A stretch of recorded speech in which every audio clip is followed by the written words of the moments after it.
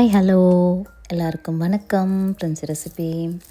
இன்றைக்கி பிரின்சி ரெசிப்பியில் நிறைய டைப்பில் நம்ம குலாப் ஜாம் பண்ணியிருக்கோம். நம்ம சேனல்லையுமே அப்லோட் பண்ணியிருக்கேன். மோஸ்ட்லி கோவா வெளியே வாங்கி பண்ணியிருக்கேன்.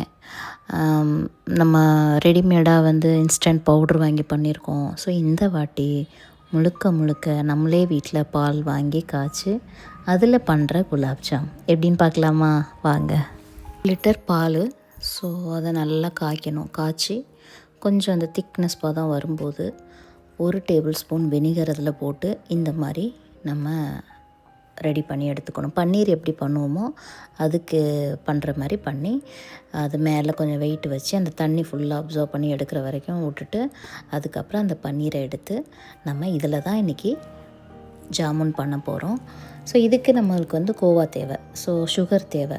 சுகர் ஃபஸ்ட்டு நான் 1/2 கிலோ சர்க்கரை எடுத்து அந்த 1/2 கிலோ சர்க்கரையிலையும் தண்ணி போட்டிருக்கேன். போட்டுட்டு கொஞ்சம் சூடானோடனே குங்குமப்பூ போட்டு அது ஒரு பக்கம் கொதிக்கட்டும். இன்னொரு பக்கம் இந்த மாவை நம்ம இப்போ ரெடி பண்ணணும். இந்த பன்னீரும் கோவா. ஸோ அதுவும் ரெடி பண்ணணும். கோவா ஆல்ரெடி நான் வீட்டிலே பண்ணியிருக்கேன். பால் பவுடர் என்கிட்ட இருந்தது. அது ஒரு 1/4 லிட்டர் பாலில் கொஞ்சம் பவுட்ரு போட்டு அதை வித்தவுட் சுகர் அது மாதிரி பண்ணி அந்த மாவாக எடுத்துட்டேன். இப்போ பால்கோவா எடுத்துட்டேன். உங்களுக்கு சுகர் வேணும்னா நீங்கள் சுகர் ஆட் பண்ணிக்கலாம். நான் ஜாமுன் தானே பண்ண போகிறேன் அப்படின்னு சொல்லிட்டு நான் அது வீடியோ எடுக்கலை இதில். ஸோ அது தனியாக ஒரு வாட்டி நான் வீடியோ பண்ணும்போது உங்களுக்கு காமிக்கிறேன். ஸோ இதுக்கு என்ன பண்ணேன், கோவா அதுவும் ரெடி பண்ணி வச்சுட்டேன். இப்போ இது ஒரு 250 கிராம் எனக்கு இருந்தது இந்த பன்னீர். ஸோ இதில் ஒரு 150 கிராம் கோவா. ஸோ அதையும் அதில் போட்டுட்டு அதுக்கப்புறம் இதில் மைதா இருக்கக்கூடாதுன்னு ஃபஸ்ட்டே மைண்டில் இருந்தது. அதனால் ரவை 2 டேபிள் ஸ்பூன் எடுத்து நல்லா பேஸ்ட் பண்ணிக்கணும். ரொம்ப நைஸாகவும் இல்லை, ரொம்ப கொரகரப்பாகவும் இல்லை. ஸோ அந்த மாதிரி பேஸ்ட் பண்ணிட்டு அந்த பவுடரையும் இதில் கலந்துக்கணும். ஸோ பன்னீர், கோவா, ரவை இது 3ஐயும் கலந்துட்டு அதில் ஒரு பிஞ்ச் ஆஃப் சால்ட்டு அளவுக்கு, பிஞ்ச் ஆஃப்னு சொல்லுவாங்கள்ல அந்த அளவுக்கு ஆப்ப சோடா கொஞ்சமாக ஆட் பண்ணிக்கோங்க. ரொம்ப வேண்டாம். ரொம்ப போட்டிங்கன்னா அது உங்களுக்கு உடஞ்சிரும். நீங்கள் அந்த எண்ணெயில் போட்ட உடனே பிரிஞ்சு தனித்தனியாக வந்துடும். ஸோ அந்த மாதிரி நிறைய போட்டுரும். ஒரு பிஞ்ச் அதையும் போட்டு நல்லா மிக்ஸ் பண்ணி ஒரு டோவாக ரெடி பண்ணிக்கணும். இந்த குலாப் ஜாமுக்கு நீங்கள் எந்த அளவுக்கு அதை மிக்ஸ் பண்ணி மேஷ் பண்ணி எல்லாம் கரெக்டாக ஈவனாக சின்ன ரொம்ப குட்டி, நம்ம கடைங்களெல்லாம் போய் பார்ப்போம்ல, பேக்கரிங்கெல்லாம் ஒரு டப்பாவில் குட்டியோண்டு டப்பாவில் போட்டு வச்சுருப்பாங்க.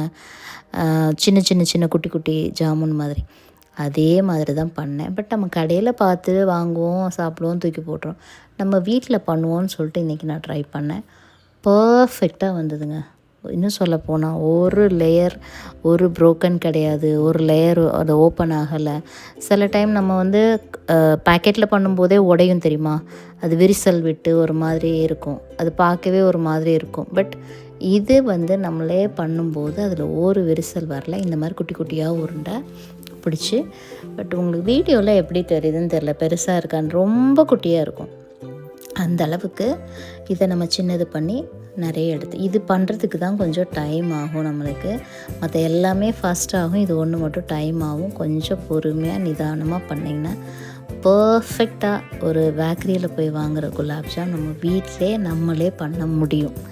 ஸோ இது இன்றைக்கி நானே யோசிச்சுட்டு தான் சரி கடையிலலாம் வாங்க வேணாம், நம்மளே பண்ணணும். எப்போவுமே கோவா கடையில் வாங்கி பண்ணுவேன், பன்னீர் கடையில் வாங்கி பண்ணியிருக்கேன். இன்றைக்கி எல்லாமே நம்மளே வீட்டில் ரெடி பண்ணது தான். ஸோ இதை ரெடி பண்ணிவிட்டு உருண்டையெல்லாம் பிடிச்சி வச்சுட்டு ஃபர்ஸ்ட் எண்ணெய் ரொம்ப சூடு இருக்கணும். இது போட்ட உடனே எண்ணெய் ஆஃப் பண்ணிடுங்க. ஆஃப் பண்ணிவிட்டு அந்த சூட்லேயே அது ரெடி ஆகிட்ருங்க. அடுத்தது ஸ்லோவில் ஆன் பண்ணி ஸ்லோவிலே வச்சு உள்ளே நல்லா வேகணும். வெளியே கலர் சீக்கிரமாக சேஞ்ச் ஆகும், ஆனால் உள்ளே வேகாது சில நேரத்தில்.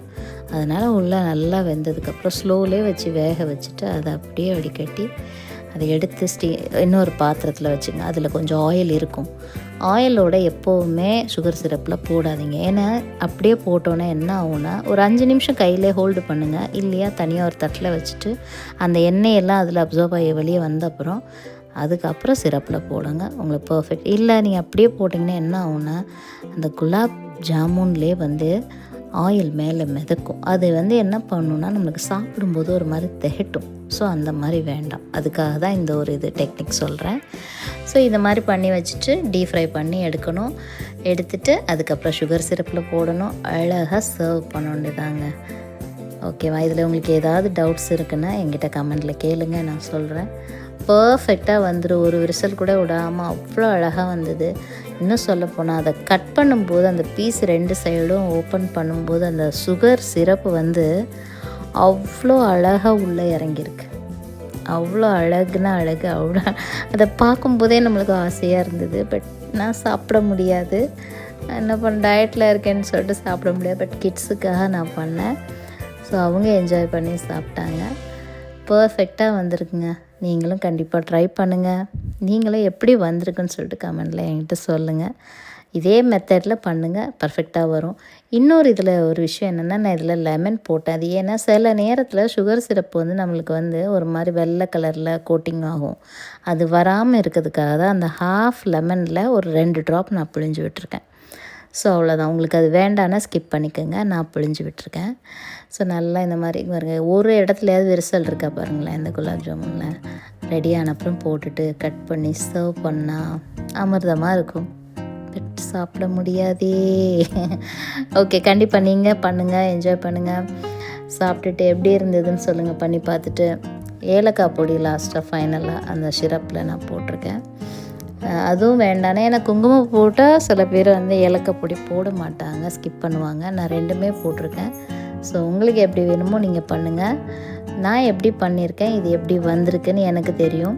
பட் நீங்கள் பார்க்குற உங்களுக்கு இது ரொம்ப ஒரு 20 நிமிஷம் 10 நிமிஷத்தில் முடியக்கூடிய வீடியோ. பட் இதோடைய ஹார்ட் ஒர்க்கு 2 hours. ஸோ ரொம்ப நல்லா அழகாக ஈஸியாக வந்தது. ஈஸியாக பண்ணேன், என்ஜாய் பண்ணி பண்ணணுங்க ஒரு ரெசிபி பண்ணணுன்னா, சரியா? ஸோ நான் என்ஜாய் பண்ணி தான் இந்த ரெசிபி பண்ணேன். எப்படி இருந்ததுன்னு சொல்லுங்கள். இது வந்து செகண்ட் ரவுண்டு போடுறது.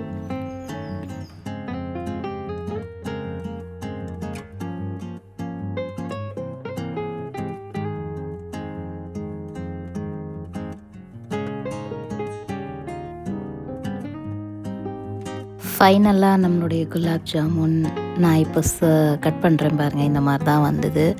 ஃபுல் சிரப்பும் வந்து அப்சர்வ் பண்ணி எடுத்துகிட்டு கட் பண்ணும்போது உள்ளே நல்லா ஜூஸியாக நல்லா இருந்தது. ஸோ கண்டிப்பாக நீங்களும் ட்ரை பண்ணி பாருங்கள். ட்ரை பண்ணிட்டு எப்படி இருந்ததுன்னு கமெண்டில் கண்டிப்பாக எனக்கு சொல்லுங்கள். நீங்கள் ட்ரை பண்ணிங்களா அதையும் சொல்லுங்கள்.